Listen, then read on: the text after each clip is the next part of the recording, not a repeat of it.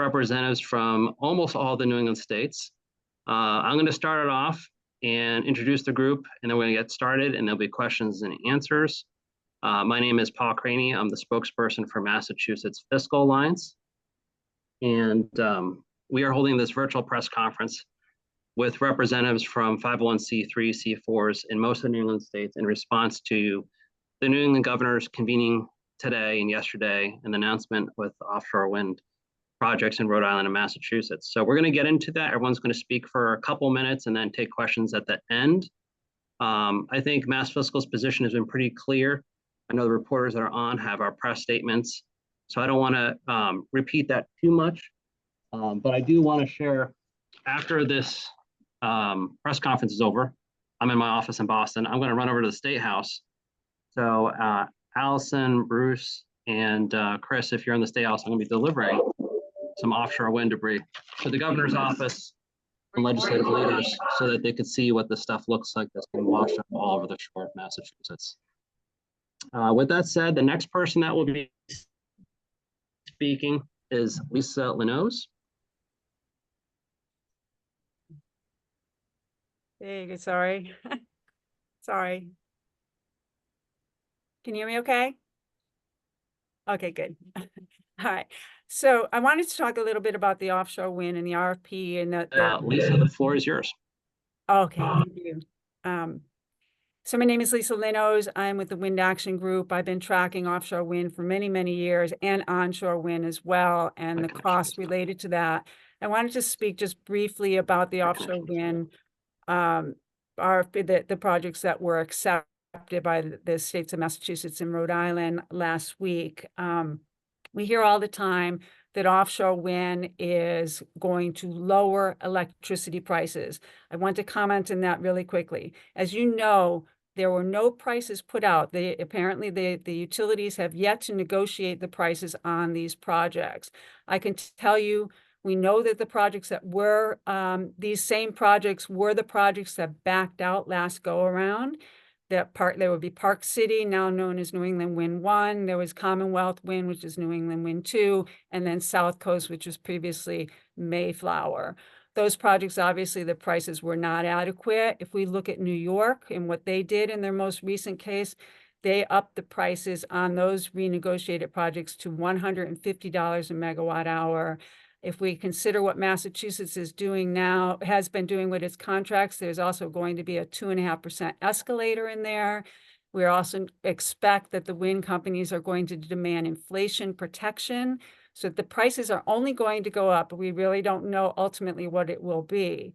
This price that we're talking about has to be compared to the wholesale price of electricity in New England, which right now is as we speak right now, it's around $20 a megawatt hour. And during some months it goes up, obviously goes up in the very cold times of the year, but averaged over the course of a year, anywhere from $40 to $50 a megawatt hour. So it's extraordinarily expensive. When they claim that they're going to lower prices, the concept there is that we are going to flood the wholesale energy market with energy that is subsidized and receiving its revenue stream from something other than the wholesale market. So if I dump a whole lot of energy into a market, and I don't care what the wholesale market price is because I'm being paid from under a contract, then I go ahead and suppress the price of wholesale energy. And what does that do? That causes those resources that are dependent on their wholesale price for their revenues. They're not getting subsidies. We're talking about gas plants, nuclear power plants, biomass plants, large hydro, and other resources that are reliable generation to have their financial viability placed at risk. And they can choose to leave New England. And we're left with generation that is weather reliant, weather dependent. That is the risk that we hold. And what will happen if that occurs is we may, as ratepayers, end up having to sign contracts to keep those gas plants in place, those hydro plants in place, and the nuclear power plants, as we know is happening in Connecticut right now. So it's a complex issue. You cannot say that putting all sorts of offshore wind in place will lower costs. It's not that simple. Thank you. Thank you, Lisa. Well said. Jacob from Maine. Oh, I think we may have lost Jacob. We will bring him back as soon as he can. David from Connecticut. Hi, I'm David Fleming. I'm the Director of Policy and Research at Yankee Institute. Decades ago, Connecticut was the place one moved their family to after New York became too expensive. The case for making that kind of move is becoming less compelling every year as the state becomes more expensive in every conceivable way. High housing prices, one of the few states with high income property and sales taxes, and even our cars are subject to the property tax. But energy in particular has become a sore spot in recent months. Electricity prices in Connecticut are some of the highest in the country. A heat wave in June and July caused electricity prices to spike. Then the Public Utility Regulatory Authority chose that time to allow electricity providers to begin charging ratepayers for those customers who stopped paying during the 2020 COVID shutdown. To add insult to injury, the regulatory authority decided to start charging ratepayers to pay EV vehicle owners who live in some of Connecticut's richest suburbs. Since the regulatory authority's decisions were made independent of public input, we cannot help but wonder what was discussed this morning regarding Connecticut's energy future. At a time when Connecticut households are grappling with sky-high electricity prices, we asked Governor Lamont to be mindful of how decarbonization policies could drive electricity prices even higher. Any such policy change discussed by the governors and premiers will have a minuscule impact on climate change, but has an enormous potential to make Connecticut more unaffordable than it already is. Thank you. Thank you, David. Jacob from Maine is having a technical issue, but he's going to join as soon as he can. So we will insert him back in the lineup. The next is Mike Stenhouse from Rhode Island. Good day. Thanks, Paul. My name is Mike Stenhouse with the Rhode Island Center for Freedom and Prosperity. You know, this week, government officials are meeting in Boston to determine how to continue their economic and energy assault on Ocean State families, because that's what it is, including regional families. So I ask, who really wins and who really loses when it comes to offshore wind farms and some of these other green energy boondoggles? Our governor, Dan McKee, bragged recently about this giant Massachusetts and Rhode Island offshore wind project recently announced, and he said it would benefit all Rhode Islanders. This is simply not true. Some win, some lose, but who are they? The winners include the green energy alarmists, the wind farm manufacturing companies, and construction unions because of the guaranteed PLA agreements, pro-union agreements. And of course, politicians win who get bribes, I mean campaign donations from the other winners. Insiders win, but families lose. As Lisa just said, the costs are going to go sky high. The reliability is going to go down, and abundance is going to go down. Recent revelations have made it clear that there are many costs other than financial. The losers include the environment, marine life, beachgoers with shards from the broken wind turbines, and not to mention the taxpayer and ratepayer costs. Related, I'm also urging Governor McKee to end Rhode Island's commitment to maintain California's harsh electric vehicle mandates. Both presidential candidates now say the federal mandates are unworkable. The California mandates are even more harsh. It's time for Rhode Island to construct a reasonable and cost-effective energy policy. Thank you. Thank you, Mike. I believe Jacob joined. Jacob, are you on there, 207? Yes, can you hear me, Paul? Yes, just speak up. So Jacob is having an issue with his internet in the woods of Maine, but he joined with a telephone. So thank you, Jacob. Yeah, absolutely. I hope everyone can hear me all right. My name is Jake Pozick, and I serve as the Director of Legislative Affairs at Maine Policy Institute. Maine Policy is a free market think tank that believes energy markets should be open and free and that Mainers should have energy choice. The focus on offshore wind of this group today is particularly troubling to Maine policy because of the immense costs and corresponding environmental concerns of offshore wind. Maine is poised to build, or looks poised anyway, to build a wind port terminal on Sears Island, which has an estimated cost of $760 million. For context, Spears Island is one of the largest undeveloped islands on the eastern seaboard. Building a wind port there would require the wholesale destruction of 75 acres of forest, protected wetlands, and dune ecosystems. The island is considered an ecological treasure, and federal courts have previously issued injunctions to stop the state from developing the island for a different project decades ago. So this idea that we must destroy the environment to save the environment is a farce and amounts to nothing more than a giveaway to favored wind energy developers at the expense of Maine ratepayers and taxpayers and electricity ratepayers. And it's also worth noting that the Windport Terminal project and all of its corresponding offshore wind projects that it will result in will no doubt come with some sort of subsidy or financial incentive for the developers, for which taxpayers or ratepayers or both will foot the bill. Maine's net energy billing law to support the build out of large-scale community solar farms is already costing ratepayers in Maine $220 million per year, according to Maine's public advocate. So our question to Governor Mills, the other governors in the region, and the Canadian premiers who support the destruction of Maine's oceans and heritage fishing and lobstering industries is this: how much more financial pain must ratepayers feel so politicians can prop up unreliable, non-dispatchable energy projects that have no measurable or observable impact on the climate? Thank you, Jacob. That's Jacob Posiak from Maine Policy Institute. You can't see his title, but that's who he is. That's who is speaking. So our next speaker will be Drew Klein from New Hampshire, and then Ross will finish, and then we'll open up for questions. All right. Hi, I'm Drew Klein from the Josiah Bartlett Center for Public Policy here in New Hampshire. We're New Hampshire's free market think tank. I want to start with just responding to a comment from the Premier of Newfoundland and Labrador, who said at the press conference that this region is truly a family. Well, this guy's never been to one of my reunions. I've never heard of him. I don't know who he is. Didn't even know his name until today. The idea that a region like this is a family is part of the problem with the way certain government officials think. We're not a family. At least south of the border, we are sovereign states. We are connected by interconnecting economies. And what we're seeing today from some of the leaders in this region, thankfully not New Hampshire's governor, who was smart enough to know better than to go to this charade, is the concept of government being parents, basically, to the rest of us and deciding for the rest of us what's good for us and how we're going to get it.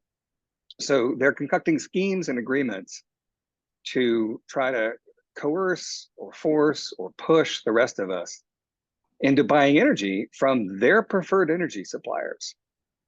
When in fact, what New England has needed for decades is simply more reliable baseload power, lots of it, and as affordable as we can get it.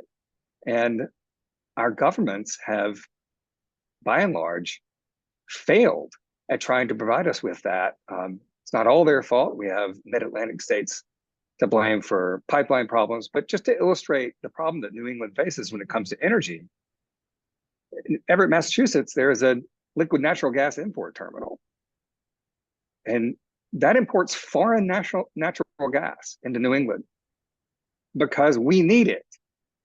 Because despite producing massive amounts of domestic natural gas in the United States, some of it pretty close to New England, we don't have the pipeline infrastructure capacity to get it here and keep our prices as low as they can be and provide that baseload power when we need it most, so that we don't go into rolling blackouts, which is a persistent worry every August and every January and February. The idea that our leaders are going to get together and concoct their nice little schemes to provide us with very expensive, unreliable power because they prefer that generation is evidence of government leaders living in a bit of a fantasy world and not doing their responsibility to the folks that they're supposed to represent. It's disappointing. I'm glad New Hampshire was not involved in this charade.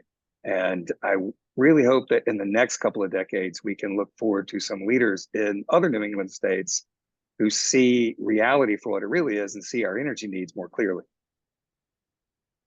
Well said, Drew. Thank you. Ross Conley, Northeast Regional Director for Americans for Prosperity. Thanks, Paul. Yeah, Russ Connolly with Americans for Prosperity. We at AFP, we're focused on an all of the above energy solution. We do not care how the energy is produced. We care about energy abundance because that is what brings the most well-being, especially to the most vulnerable and poorest in all of our states. This plan does not do that at all. It picks winners and losers to further an ideological pursuit. As Lisa pointed out, this energy will be expensive. It will not be affordable for the average residents of our state. It will drive up costs, which will hurt their long-term well-being and how that they can hopefully, in our mind, achieve the American dream, which we are leaving behind. We, as Drew pointed out, we do not have the infrastructure currently that we need to produce the growth that we want in our states. Certainly, putting all this money into offshore wind exclusively will not do what these governors and premiers pointed out. It will not lower prices. It will not be accessible. It will not be affordable. And most of all, it will not be reliable. What we should be looking for is developing all of those pillars, the accessible, reliable, and affordable energy infrastructure, so that we can start to have New England states growing at a rate similar, hopefully, to New Hampshire, as Drew pointed out, which is doing policy in a much more balanced way. So as a region, we are tied together under this, under ISO New England. We do have to work together, and we hope that we can all come together and under these pillars of accessibility, affordability, and energy abundance so that our residents can realize their American dream. Thank you, Ross. I want to open up to questions and then we'll conclude. So I think Bruce is still on and Chris. I'll ask a question, if you don't mind. For David Fleming of the Yankee Institute. So I'm not all that familiar with Connecticut, but it seems like the governor there has been sort of tied at the hip with our governor in Massachusetts, Maura Healey, on offshore wind. But as revealed on Friday, he chose not to participate in that tri-state procurement. Do you have any sense of what's going on? Why he's doing that? Well, I would say that Governor Lamont has expressed caution in terms of Connecticut's energy future in the past couple of months, and so I appreciate I guess his willingness to consider all the options. And I guess I can't read his mind, but I would have to suggest that if he saw that the prices that were being talked about, he might be having second thoughts about tying Connecticut in this boondoggle. And hopefully he'll be, others will follow. That's the hope. I could just add, Connecticut right now I believe has the highest electricity prices, residential retail prices of all the states. I believe they've surpassed Massachusetts at this point. So that's got to be bothersome. Yeah, it sounds like they sort of shot themselves in the foot on quite a few policies to do that. It isn't really due to offshore wind or anything. It's due to Millstone and a lot of other initiatives. Would you agree with that, or do you disagree? Yeah, certainly Millstone was a big piece of that, but that decision was made several years ago. But if we lost Millstone in New England, we would all feel the effects of that. So I mean, kudos to the state for stepping up. But yeah, that I agree that was a big part of it, but maybe he's weighing the difference between a reliable resource that has many decades of service versus offshore wind at this point. I mean, And also, contract they were looking at, I'm sorry, was a very low contract price on Park City, which is now will be renegotiated. That's New England Wind 1. That was very low compared to even Revolution Wind, which was in the $98 range. So it's, it's going to be a big hit, I believe, these new contracts. I would just add, kind of just a reminder that the broken blade is still sitting at the bottom of the ocean. I mean, that could also play an impact on maybe this isn't ready. Let other states make mistakes before they jump in. Chris, do you have any questions from the Herald? All set, thank you. All right. Bruce, any other questions? Otherwise, we'll conclude. I'm all set. Thanks. All right. Well, thank you all. Thank you. Thank See ya. you.